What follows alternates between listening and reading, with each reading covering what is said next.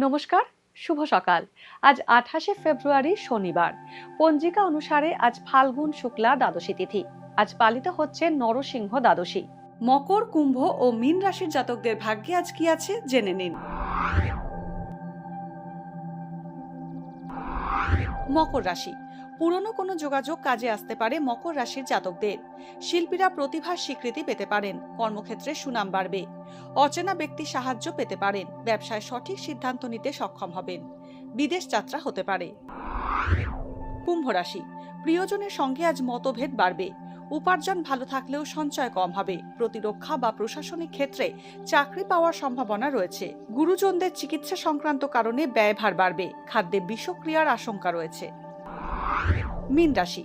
ভবিষ্যৎ পরিকল্পনা রূপায়ণের সিদ্ধান্ত নিলে তা ভুল হতে পারে।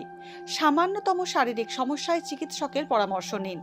অকারণে মানসিক উদ্বেগ বাড়তে পারে। গুরুজনের সঙ্গে মতের বিরোধ হওয়ার সম্ভাবনা রয়েছে।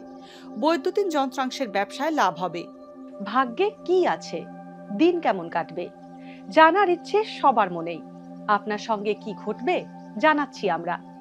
সঙ্গে রয়েছে খারাপ সময়কে ভালো করার টোটকা। ঘরের কোথায় কি রাখবেন, বাস্তু কি বলছে, কি রহস্য হাতের রেখায়।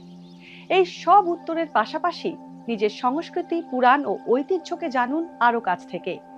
চোখ রাখুন এই সময় অনলাইনের অ্যাস্ট্রো পেজে।